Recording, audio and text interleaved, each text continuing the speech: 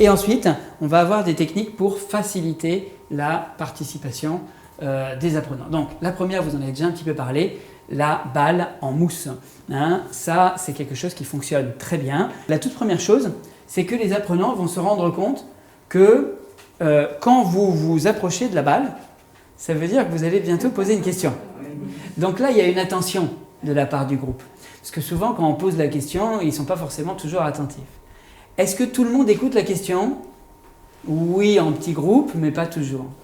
Est-ce que tout le monde écoute la réponse? Encore moins, hein, souvent. Donc là, on a la balle. Je vais poser la question et je vais lancer la balle à quelqu'un. La personne qui récupère la balle, eh bien, va répondre. S'il ne connaît pas la réponse, il peut la relancer à quelqu'un d'autre. D'accord ? Et vous gagnez du coup une attention beaucoup plus forte de la part de l'ensemble du groupe. Voilà. Et ça permet effectivement d'aller se promener un petit peu, d'aller lancer des balles aux personnes qui habituellement, si on posait juste la question comme ça, ce serait toujours les 2-3 mêmes qui répondent et les autres ne participent pas. Alors qu'avec ce petit jeu de la balle, au lieu de les pointer du doigt, eh bien tout le monde peut recevoir la balle. Hop, je te l'envoie à toi, je te l'envoie à toi. Rien ne nous empêche de faire une balle imaginaire. Bang, bang, bang, bang. Attention, je te lance. Hop. Et là, je récupère la balle. D'accord ? Non, je te la lance à toi. Hop. On va rentrer dans l'imaginaire. On n'est pas obligé d'avoir forcément la balle. Ça peut être intéressant comme ça rapidement pour compter simplement. Hein ? Allez-y, essayons de compter. Attention. 1. Donc tu vas dire le chiffre suivant. 2. Très bien. 3. 4. 12. Alors, vous voyez, quand il y a une erreur, hein, et ça tombe. Alors, on peut dire que quand ça tombe, il faut recommencer à 1. D'accord ? Et le but du jeu, c'est d'aller le plus loin possible. Et la même chose est possible avec la conjugaison. Hein ? Par exemple, le verbe être au présent. Tu vas dire je suis. Maintenant, tu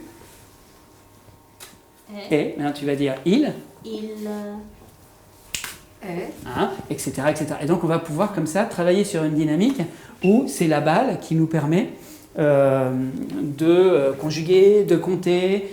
Ensuite, on peut avoir ici, parfois, alors bien sûr, on essaye de ne pas toujours mettre en avant la compétition, mais parfois, ça peut quand même être un peu motivant de faire dans le jeu qu'il y ait un esprit de compétition pour gagner, enfin, avoir envie de gagner. Le téléphone coupé, où on va dire à l'oreille, une phrase à l'oreille de quelqu'un qui doit le répéter. On peut très bien faire ce jeu sous la forme d'une compétition. Une même phrase qui est dite à gauche, la phrase va se répéter jusqu'à l'apprenant qui est à droite, mais on fait plusieurs rangées, et donc c'est l'apprenant de droite qui est le plus proche de la phrase qui a gagné, d'accord ? Hein, donc ça, par exemple, c'est quelque chose que l'on peut faire et qui fait appel un petit peu à la compétition.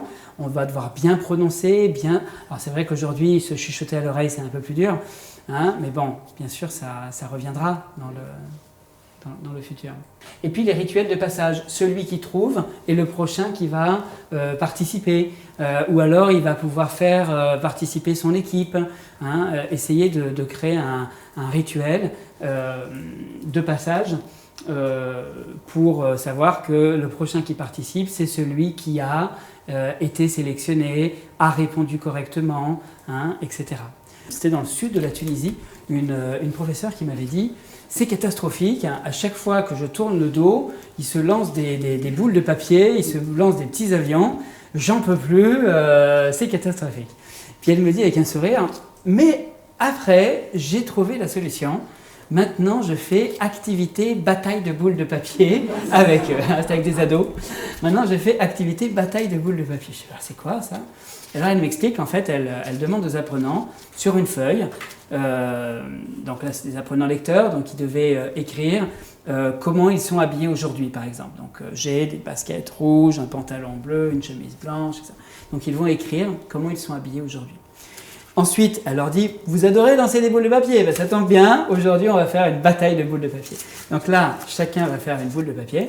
Attention, top départ, top fin. Pendant 30 secondes, 1 minute, on va faire la bataille, et après, je ne veux pas voir un papier volé. D'accord ? Et tout le monde se lance, là, les boules de papier, etc. Et on demande à chaque apprenant eh bien, de ramasser une boule de papier, de l'ouvrir, et, quand ils sont lecteurs évidemment, de lire: j'ai un je suis habillé, j'ai tel et tel vêtement. Ah, je pense que c'est un tel. hein. Et c'est cette personne qui sera donc la prochaine, dans le rituel de passage, à son tour, lire ce qu'il y a écrit sur la feuille qu'elle a ramassée pour pouvoir nommer quelqu'un d'autre qui va à son tour nommer quelqu'un d'autre, etc., etc. Donc vous voyez, il y a tout un rituel ici pour faire participer les apprenants. Hein. Quand on a trouvé ta feuille, eh bien, ça va être à toi maintenant de lire la suivante. Alors là, c'est à l'écrit, mais on pourrait imaginer encore autre chose. Hein. On pourrait imaginer peut-être, je ne sais pas, un dessin pour parler de la profession que l'on souhaite faire, pour parler de sa profession, voilà. Vous voyez, ou ça pourrait être même un smiley pour dire comment on se sent aujourd'hui. Enfin, on peut toujours adapter, transformer encore une fois le contenu. Et elle me disait, à partir de là, eh bien, de quelque chose dont j'étais victime, c'est devenu une force. Alors, elle n'a pas fait des batailles de boules de papier tous les jours dans sa classe, mais quand elle sentait un peu comme 1, 2, 3, 4, 5, qui avait beaucoup d'énergie, autant utiliser l'énergie de ces jeunes pour les faire travailler en français, plutôt que ce soit toujours contre elle quand elle tourne le dos.